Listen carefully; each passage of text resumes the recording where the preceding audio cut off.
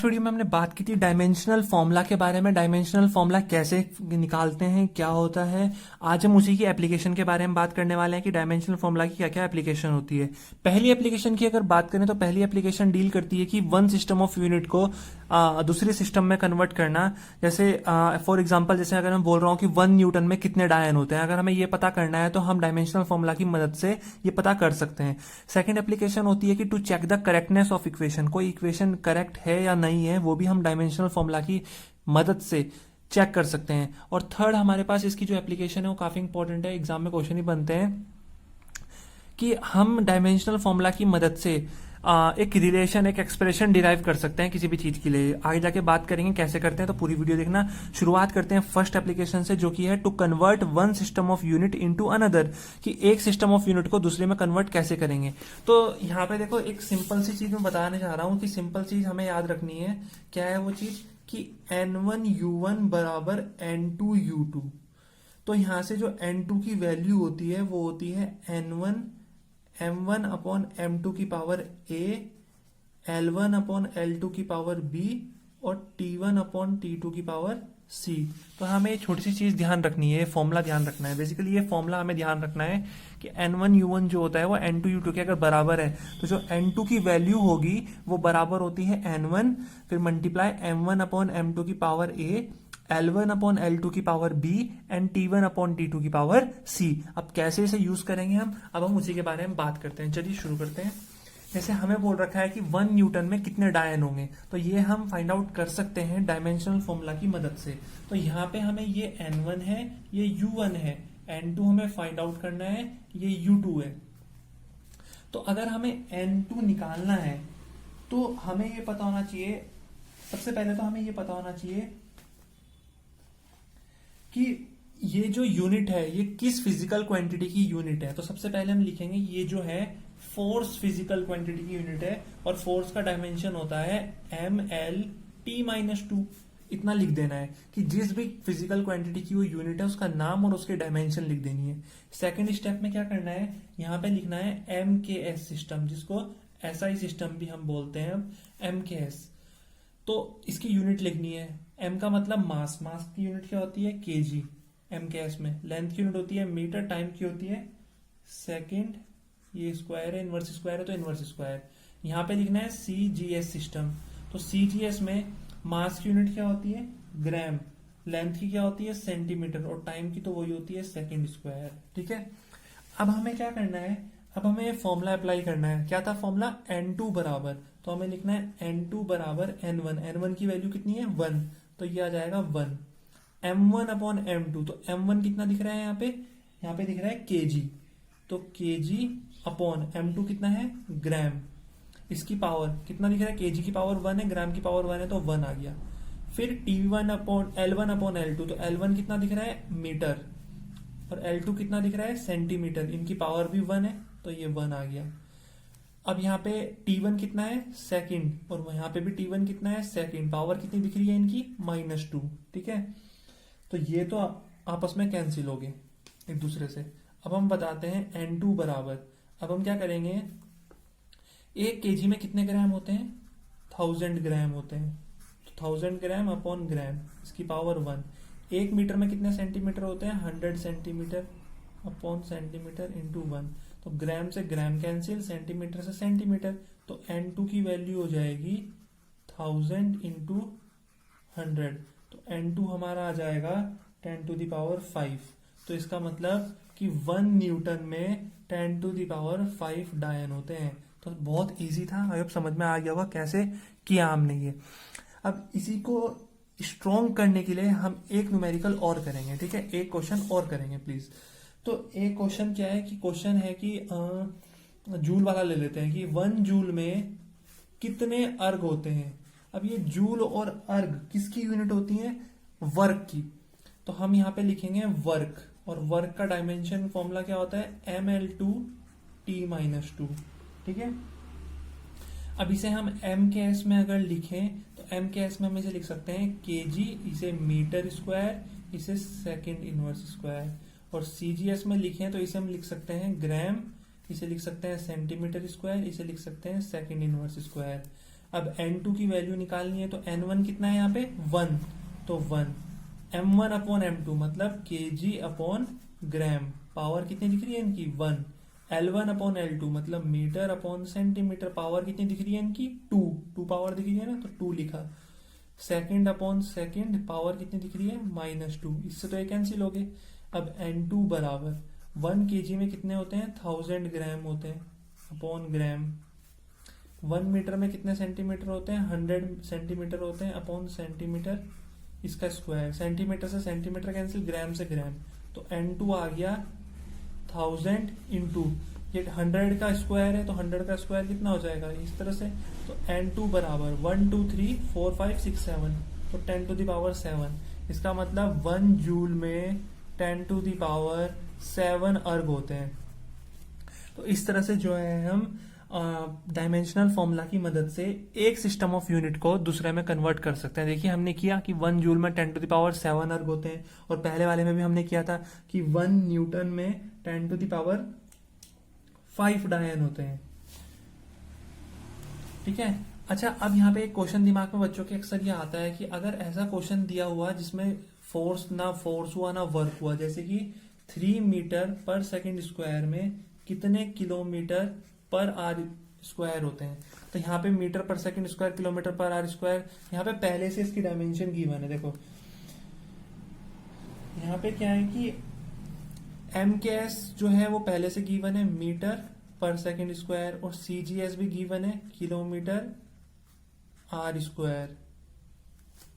तो बस इसे सिंपल लिख देना है कि n2 बराबर 3, ये हो जाएगा मीटर अपॉन किलोमीटर, और ये हो जाएगा सेकंड अपॉन आर की होल पावर -2। इस तरह से इसे सॉल्व कर देना है, हमारा आंसर आ जाएगा जो भी होगा। तो इस तरह से हम क्या कर सकते हैं, एक सिस्टम ऑफ यूनिट को दूसरे में कन्वर्ट कर सकते हैं। ध्यान रखना जब इसे कन्वर्ट करोगे तो इनवर्स करना पड़ेगा, बिकॉज ये -2 है, तो जब नीचे का ऊपर जाएगा, ऊपर का नीचे, तो ये +2 बन जाएगा। तो इस तरह से ध्यान रखना है। तो इस तरह से हम आंसर निकाल सकते हैं। अब हम चेक करेंगे अपनी सेकेंड एप्लीकेशन को। अब हम बात करते हैं अपनी सेकेंड एप्लीकेशन के बारे में।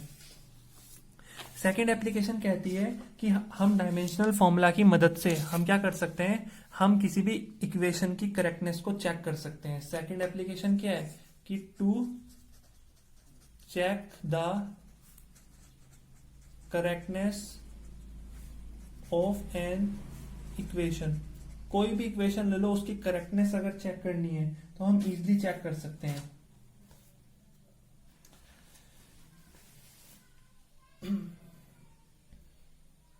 कैसे चेक करेंगे, अब ध्यान देना है यहाँ पे। जैसे हमारे पास एक सिंपल सी इक्वेशन है v बराबर u प्लस AT, तो ये इक्वेशन तब करेक्ट होगी जब हर एक पार्ट की डायमेंशन जो होगी वो क्या होगी, सेम होगी। मतलब जितनी डायमेंशन इधर होगी इक्वल टू के उतनी ही डायमेंशन इधर होनी चाहिए। ठीक है, सबसे पहले हम वेलोसिटी की डायमेंशन चेक करते हैं। तो वेलोसिटी की जो डायमेंशन होती है वो क्या होती है, वो होती है LT-1, और u क्या है, u भी तो वेलोसिटी है, तो इसकी डायमेंशन भी क्या होगी, LT-1। अब चेक करते हैं AT की डायमेंशन। तो AT की डायमेंशन कैसे चेक करेंगे, एक्सेलरेशन की डायमेंशन होती है LT-2 और टाइम की होती है t, तो इसकी भी कितनी होगी LT-1। मतलब इधर भी डायमेंशन LT-1 है, और इक्वल टू के इधर भी जो डायमेंशन है वो क्या है, LT-1 ही है। u की भी LT-1 है और AT की भी LT-1 है। इसका मतलब ये इक्वेशन क्या है, सही है। तो ध्यान रखना है कि an equation will be correct if left hand dimension will be equal to right hand dimension. तो यहाँ पे इक्वल टू के इधर जो डायमेंशन है वो ही इधर आ रही है। एक और चेक कर लेते हैं। जैसे हमारे पास है v² बराबर u² plus 2as। v square की चेक करते हैं तो v की डायमेंशन होती है LT-1, इसका स्क्वायर है तो ये हो जाएगा L2t-2। अब चेक करते हैं u स्क्वायर की, तो u की भी सेम होती है LT-1, इसका स्क्वायर है तो ये हो जाएगा L2t-2। अब चेक करते हैं 2as की, तो a की होती है LT-2 और s की होती है L, तो ये हो जाएगा हमारा L2t-2। तो सबकी डायमेंशन क्या आ रही है, सेम आ रही है। जो इक्वल टू के इधर डायमेंशन है वही डायमेंशन इक्वल टू के इधर भी है। जो लेफ्ट हैंड साइड में डायमेंशन है वही राइट हैंड साइड की डायमेंशन भी है। तो इसका मतलब ये इक्वेशन क्या है, करेक्ट है। तो इस तरह से हम क्या कर सकते हैं, किसी भी इक्वेशन की करेक्टनेस चेक कर सकते हैं। चलिए अब हम बात करते हैं अपनी थर्ड एप्लीकेशन की, जो है कि to derive the relation. Dimensional formula की मदद से हम रिलेशन भी डिराइव कर सकते हैं। कैसे करते हैं, चलिए उसके बारे में बात करते हैं। जैसे यहाँ पे हमारे पास एक क्वेश्चन है कि derive an expression for time period, एक पेंडुलम है उसके टाइम पीरियड के लिए एक्सप्रेशन डिराइव करना है। अगर वो टाइम जो है वो किस किस चीज पे डिपेंड कर रहा है, mass of ball, length of pendulum and acceleration due to gravity. तो ऐसे क्वेश्चन को कैसे सॉल्व करेंगे? तो सबसे पहले क्या पढ़ना है, सबसे पहले पकड़ना है कि हमें किसके लिए एक्सप्रेशन डिराइव करना है। तो हमने यहाँ से चेक किया टाइम पीरियड ऑफ पेंडुलम के लिए। सेकेंड चीज हमें देखनी है कि वो जो टाइम पीरियड है वो किस किस चीज पे डिपेंड कर रहा है। तो हमें पता चल गया मास पे डिपेंड कर रहा है एंड लेंथ पे और एक्सेलरेशन ड्यू टू ग्रेविटी पे। तो जिस चीज पे डिपेंड कर रहा है हम इस तरह लिखेंगे कि टाइम पीरियड जो है वो डिपेंड कर रहा है, मतलब डायरेक्टली प्रोपोर्शनल है मास के लेंथ के और ग्रेविटी के। तो हम क्या करेंगे, हम इसे लिखेंगे मास की पावर a, एल की पावर b और ग्रेविटी की पावर c। इनके पावर जो है, इनके पावर या एक्सपोनेंट जो है वो a b c लिख देंगे, ठीक है, series wise. Mass of ball पर डिपेंड कर रहा है तो m की पावर a, लेंथ पे डिपेंड कर रहा है पेंडुलम की तो लेंथ की पावर b, और ग्रेविटी पे डिपेंड कर रहा है तो ग्रेविटी की पावर c। सिंपल इतना कर सकते हैं। अब हम क्या करेंगे, प्रोपोर्शनल हटेगा तो यहाँ पे k आएगा, तो ये हो जाएगा m की पावर a, l की पावर b, g की पावर c। अब ध्यान देना है, अब क्या करना है, ये टाइम जो है, टाइम की डायमेंशन क्या होती है t, तो सिंपल इसे लिख सकते हैं m0 l0 t1 लिख सकते हैं ना टाइम की डायमेंशन को ऐसे, ठीक है। मास की डायमेंशन क्या होती है m, तो m की पावर a। लेंथ की डायमेंशन क्या होती है l, तो l की पावर b। और ग्रेविटी की डायमेंशन होती है lt-2, तो इसकी पावर c। बहुत ध्यान से समझना है। अब हमने क्या किया, इसको फिर से लिखा m0 l0 t1। अब देखिए इस पूरी इक्वेशन में m कहाँ कहाँ है, सिर्फ यहाँ पे है, तो इसे हम लिखेंगे m की पावर a। l कहाँ कहाँ है, तो एक l की पावर b यहाँ पे है और एक l की पावर c यहाँ पे है, तो इस l की पावर को एक जगह लिख देंगे, तो इसे लिख सकते हैं l की पावर b प्लस l की पावर c। और ये आ जाएगा t की पावर, ये -2 इंटू सी कितना हो जाएगा, -2c। इतना समझ में आया?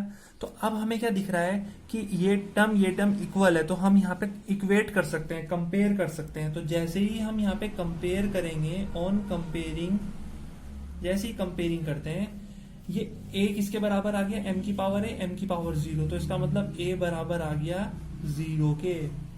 अब देखते हैं b प्लस c जो है वो 0 के बराबर है और माइनस का 2c बराबर है 1 के, तो c की वैल्यू किसके बराबर आ गई, c की वैल्यू आ गई -12 के बराबर। c कितना आ गया, -12। तो यहाँ पे पुट करेंगे c की वैल्यू -12 बराबर 0, तो b कितना आ गया यहाँ पे हाफ। तो a की वैल्यू आई 1, b की वैल्यू आई हाफ, c की वैल्यू आई -12। तो हम क्या करेंगे, इस इक्वेशन को यहाँ पे रख देंगे, तो t बराबर k, t बराबर k, ये इक्वेशन फर्स्ट है, यहाँ पे वैल्यू पुट कर देंगे। m की पावर a मतलब m की पावर 0, तो m की पावर 0, l की पावर हाफ, तो l की पावर हाफ और g की पावर -12, ठीक है। तो ये आ गया t बराबर k, m की पावर 0 1 हो जाएगा, l की पावर हाफ और g की पावर नीचे का है तो g की पावर हाफ हो जाएगा। तो t बराबर k, ये हो जाएगा √L/G, क्योंकि हाफ का पावर का मतलब क्या होता है अंडर रूट, तो √L/√G क्या हो जाएगा, √L/G। तो ये हमारा फॉर्मूला आया time period of a pendulum, और यही होता है टाइम पीरियड ऑफ पेंडुलम का फॉर्मूला। तो देखिए हमने कितनी आसानी से डायमेंशनल फॉर्मूला की मदद से, डायमेंशंस की मदद से कितनी आसानी से हमने ये फॉर्मूला जो है वो डिराइव कर दिया। तो कितना इजी है, सोचो ये जो इसकी एप्लीकेशंस है डायमेंशनल फॉर्मूला की कितनी इजी है। तो हमने अभी तक 3 एप्लीकेशन पढ़ी। पहली एप्लीकेशन में हमने बात की कि कैसे हम एक सिस्टम ऑफ यूनिट को दूसरे में कन्वर्ट कर सकते हैं। सेकंड में हमने बात की कैसे हम इक्वेशन की करेक्टनेस को चेक कर सकते हैं। एंड थर्ड में हमने बात की कैसे हम कोई इक्वेशन, कोई एक्सप्रेशन जो है वो डिराइव कर सकते हैं जब हमें उनके बीच का रिलेशन गिवन है कि किस किस चीज पे ये डिपेंड कर रहा है। तो डायमेंशनल फॉर्मूला की मदद से इस तरह से हम उस क्वेश्चन को कर लेंगे। और इसकी एक और एप्लीकेशन है, उस एप्लीकेशन का नाम है प्रिंसिपल ऑफ होमोजेनिटी। क्या है, प्रिंसिपल ऑफ होमोजेनिटी। तो प्रिंसिपल ऑफ होमोजेनिटी पूछ भी दिया जाता है एग्जाम में कि क्या होता है। तो बहुत सिंपल सी बात कहता है प्रिंसिपल ऑफ होमोजेनिटी, ये बोलता है कि डायमेंशनल कि हम सिर्फ उन्हीं फिजिकल क्वांटिटीज को ऐड, सब्ट्रैक्ट और कंपेयर कर सकते हैं जिनका डायमेंशन क्या होता है, सेम होता है। हम सिर्फ उन्हीं फिजिकल क्वांटिटीज को ऐड, सब्ट्रैक्ट और कंपेयर कर सकते हैं जिनका डायमेंशन क्या है, सेम है। तो देखिए जैसे हमने अभी सेकंड एप्लीकेशन पढ़ी थी, तो वहां पे हम क्या कर रहे थे, v बराबर u प्लस 80, तो हमने इन्हें ऐड किया। क्यों ऐड किया? क्योंकि इनका डायमेंशन क्या है, सेम है। और हमने इसे कंपेयर किया v को इससे, क्यों? क्योंकि इनके डायमेंशन क्या है, सेम है। तो हम सिर्फ उन्हीं फिजिकल क्वांटिटीज को ऐड, सब्ट्रैक्ट और कंपेयर कर सकते हैं जिनका डायमेंशन क्या है, सेम है। तो इस तरह से हम क्या करेंगे, हमने एप्लीकेशन पढ़ी किसकी, डायमेंशनल फॉर्मूला की। उम्मीद है समझ में आई होगी डायमेंशनल फॉर्मूला की एप्लीकेशन। अगर वीडियो पसंद आए तो प्लीज़ लाइक करें, वीडियो को शेयर करें अपने फ्रेंड सर्कल में जितना ज़्यादा हो सकता है, और चैनल अगर अभी तक सब्सक्राइब नहीं किया है तो प्लीज़ चैनल को सब्सक्राइब कर देना।